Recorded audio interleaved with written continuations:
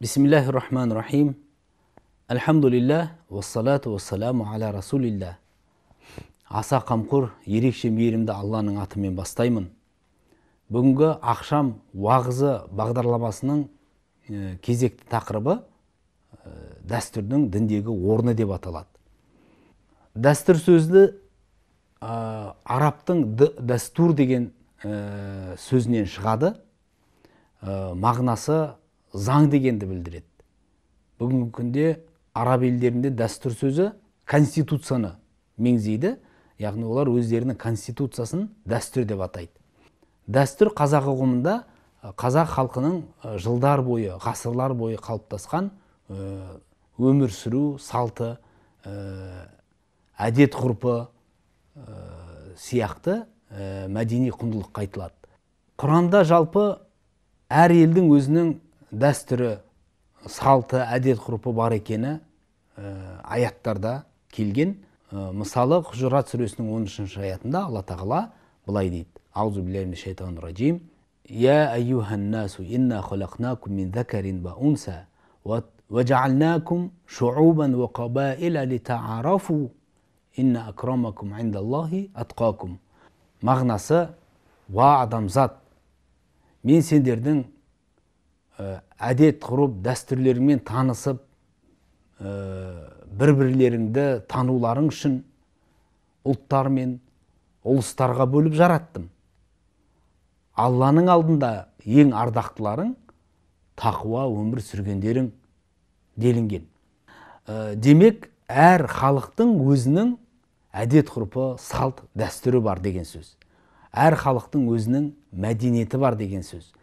Ал енді қазақ халқының дәстүрі осы қазақ жеріне ислам діні 12 ғасыр бұрын кірген болса, осы 12 ғасыр ішінде қазақтың салт дәстүрі исламдағы негізгі құндылықтарменен сабақтасып, соған негізделіп келді десек артық айтпаймыз. Демек, қазақтың дәстүрі ол ислам дініндегі құндылық. Ислам дініндегі құндылық қазақтың салт дәстүріндегі құндылық. Екеуі сабақтасып, синкреттеліп жатыр. Құранда салт дәстүр, әдет ғұрыптың белгілі бір мақсаттарда негіз болатынын меңзейді. Мысал үшін, Ғафир сүресінің 199-шы аятында Алла тағала былай дейді: Хузил афва ваъмур бил урф. Сен ғафу жолын ұстан, мейірімділік жолын ұстан, және ғұрыппенен әмірет дейді. Яғни кейбір істерді әдет ғұрыпқа қарап шеш дейді. Осындай бір қағида қалыптасқан: мұсылмандар нені жақсы деп саналса, ислам дінінде ол бір құндылық болып саналады деп. Ислам дініндегі құндылық адамдардың өміріндегі жақсы деген ұғымға сиятын құндылық болып қалады дейді. Демек, шариғат әр елдің әдет ғұрпын, салт дәстүрін сыйлайды. Кейбір қарым-қатынастарда ол негіз бола алады. Мысалы үшін, Абу Ханифа мазхабындағы ғалымдар кейбір мәселелерде әдет ғұрыпты, салт дәстүрді қолданады. Мысалы үшін, белгілі бір қалыңдықтың қалың малы қанша болу керек деген сұрақ туындап белгісіз болған жағдайда, дәстүрде, салт дәстүрде сол өңірдің, сол елдің жаңағы қалың мал беру деңгейі немесе мөлшері қандай екені негізге алынады. Мысалы үшін, жаңағы оның туған апасы, сіңілісі, қалыңдықтың немесе нағашы апасы, нағашы сіңілісі деген сияқты адамдардың қалың малы қандай болса, сол дәстүр болып, сол ғұрып болып саналып, ол сол негізде қалың малы белгіленеді дейді. Бұны әрине ғалымдар жаңағы Аъраф сүресінің 199-шы аятындағындай «Ваъмур бил урфи» ғұрыпқа салып шеш деген Алланың әміріне сыйғызып шешімін шығарады екен. Демек, дәстүрдің, әдет ғұрыптың орны өте ерекше. Біз айта аламыз, бүгінгі күнде қазақ халқының дәстүрі қазақ халқының әдет ғұрпы исламдағы негізгі құндылықтарменен байланысып, сіңісіп жатыр. Сондықтан осындай қағида туады. Дін мен дәстүр егіз ұғым деген қағида туады. Мысалы үшін қазақтың өмір салтында, қоғам мүшелерінің бір-бірімен қарым-қатынасында қалыптасқан дәстүрлерді алсақ, ол исламдағы құндылықтар болып табылады. Мысалы үшін айтсақ, үлкенді құрметтеу, кішіні ізеттеу, әр адамның қоғамдағы орнына қарай қарым-қатынас жасау. Мысалы үшін қазақ халқында үлкенді төрге отырғызады, үлкен кісінің батасын алады. Мысалы үшін сондай бір елге танымал, сыйлы, аузы баталы адам келсе, балаларының аузына түкіртіп, содан бата алуға тырысады. Бұның бәрі пайғамбарымыздың өмірінде орын алған құндылықтар. Мысалы үшін Анас ибн Малик сахаба өзінің ұлы туылған кезде пайғамбарымызға алып келіп, аузына түкірткен екен. Пайғамбарымыз, яғни аузына түкірту деген бұл образды түрде айтылып отыр.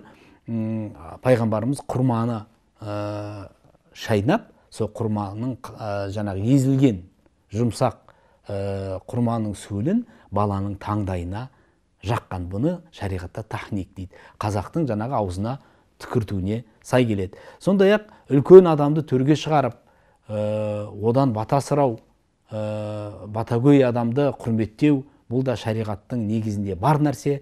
Мысалы үшін пайғамбарымыз айтқан әл-баракату фи акабирикум дейді. Үлкен кісілеріңізде береке бар дейді. Қазақта айтады, қариялы үй, қазыналы үй дейді. Яғни қарияны құрметтеу, жасы үлкенді сыйлау, бұл жаңағы шариғаттағы бір құндылық. Қазақ халқының салт дәстүрінде бұл үлкен рөл ойнайтын әлеуметтік маңызы бар нәрсе. Сондай-ақ пайғамбарымыз айтқан әнзилун нәсә маназилахум, адамдарды құрмет орнына қарай қарым-қатынас жасаңдар деп. Енді мысалы үшін елдің бір батагөй ақсақалы немесе ел сөзіне тоқтайтын үлкен бір қария келсе, оны босағада отырғызып қойған, немесе оны сыйламаған, ол жараспайды ғой. Ол дінге де, салт дәстүрге де келмейді. Сондықтан дінде де құндылық болып табылған нәрсе біздің салт дәстүрімізде де құндылық болып табылады. Демек, дін мен дәстүр егіз ұғым дейміз. Халық педагогикасында мынандай ұғымдар бар да, жақсы, жаман деген, обал, сауап деген. Осы ұғымдарда шариғаттың негізінде айтылған ұғымдар. Мысалы үшін жаңағы Алла берген рызықты ысырап қылу, шашу оны, әрине ол не болады? Обал болады. Ол ысырапқа жатады. Сондықтан қазақ халық педагогикасында обал болады деген ұғымменен түсіндіріп келген. Мысалы үшін қиқым нанның жерде шашылып жатуы, ол обал болады деу арқылы ата әжелеріміз балаларға соны тергізеді. Жас кезімізде жаңағы мынаны қиқым нанды кім жесе бай болады дейді. Әрине ол Алланың нығметін бағалағаннан кейін рухани бай болады. Бұл ең төмен деңгейдегі түсіндірме деп ойлаймын. Сондай тәрбиелік мәні бар. Демек, Алланың нығметін бағалауды да қазақ халқы өзінің салт дәстүріне сай жеткізе білген. Бұл жерде де жаңағы не исламдағы құндылық пен салт дәстүріміздегі құндылықтың жаңағы егіз ұғым екені тағы да дәлелденеді. Құрметті телекөрермендер, демек біз салт дәстүрімізді ұстансақ, ислам дінін, шариғатты ұстанды дей аламыз. Кім шариғатты ұстанса, ол да қазақтың салт дәстүрін ұстанды дегенді білдіреді.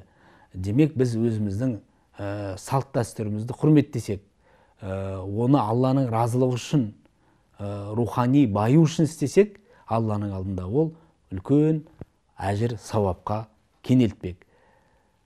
Алла тағала біздің өмірімізді рухани байлықпенен көркейтсін деп тілеймін.